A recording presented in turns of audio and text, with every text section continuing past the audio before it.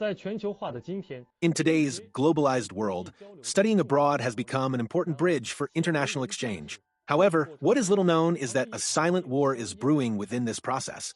Western intelligence agencies are systematically infiltrating China through study abroad programs.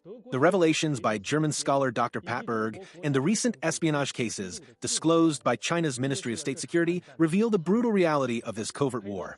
While pursuing his doctoral degree at Peking University, Dr. Pattberg discovered a startling fact.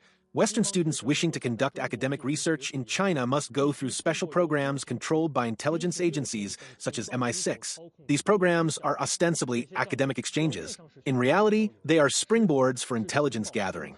For example, the German Federal Intelligence Service, through the Sino-German Academic Exchange Program, has placed dozens of students in Chinese universities to collect sensitive political, economic, and military information under the guise of China studies. This infiltration is not an isolated case. In April 2025, the Ministry of State Security cracked a major espionage case. The suspect, Hao, was recruited by a foreign intelligence agency while studying abroad. After returning to China, he infiltrated a research institute directly under a central ministry, providing foreign entities with 5 classified state secrets, 2 classified secrets, and 14 other sensitive intelligence items. This case reveals a common tactic of Western intelligence agencies: identifying targets during the student visa process, building trust through meals and gifts, and ultimately recruiting them. Western intelligence infiltration has a long history. In 1948, the Li Ku couple, members of the U.S. Navy Reserve, entered Tsinghua University under the guise of scholars, but were actually gathering information on Chinese political dynamics for U.S. intelligence. When the Korean War broke out, Li Ku passed intelligence on Chinese troop movements to Britain, attempting to influence the course of the war. Although this intelligence was not used, the Li Ku couple's case serves as a microcosm of Western intelligence infiltration into China during the Cold War, and the lessons of history have not been forgotten. In February 2025, the Ministry of State Security disclosed a case of a person with access to classified information actively defecting to a foreign intelligence agency.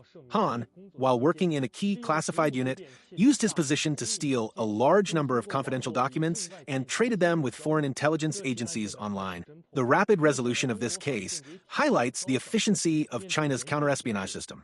Faced with a severe situation, China has taken a series of powerful countermeasures. In January 2025, 10 departments, including the Organization Department of the CPC Central Committee, jointly issued the opinions on further improving the service work for returned overseas talents. This document explicitly includes returned overseas talents in the Unified National Employment Policy System. Simultaneously, it strengthens background checks on returned overseas students.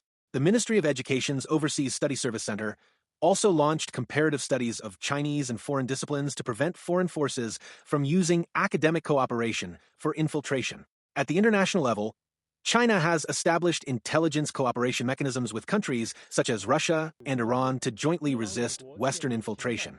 For example, China and Iran jointly cracked a case involving MI6 infiltration of China through third country personnel, thwarting its attempt to steal Chinese nuclear technology. This cooperative model provides a new paradigm for global counterespionage efforts, highlighting the responsibility and awareness of ordinary people. Counterespionage is not only a matter for the state, but also the responsibility of every citizen. In February 2025, the Ministry of State Security announced a case in which retired personnel, surnamed Feng and Jiang, were lured by foreign intelligence agencies under the guise of project cooperation, receiving core intelligence. This case serves as a warning to the public: spies may be among us.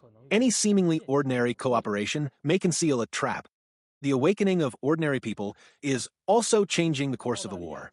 Former Australian spy Dington admitted in a media interview that he had used his position at the Australia-China Association to provide intelligence agencies with floor plans of the Chinese embassy, but ultimately surrendered due to a guilty conscience. This individual awakening injects human strength into the fight against espionage. With the development of technology, the form of intelligence warfare is undergoing profound changes.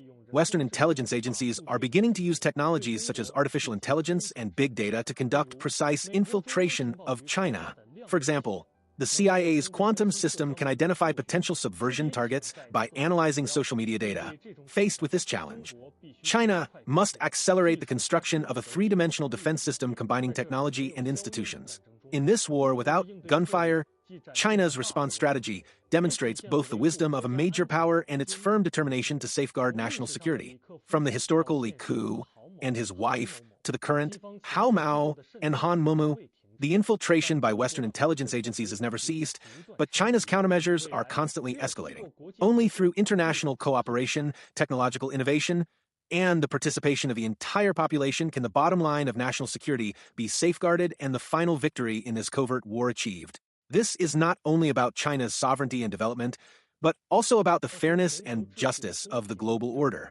When Dr. Pattberg exposed the West's infiltration plot in a Peking University classroom, he probably didn't realize that China had already built a tight counterespionage network, and behind this network was the joint protection of national security by 1.4 billion Chinese people.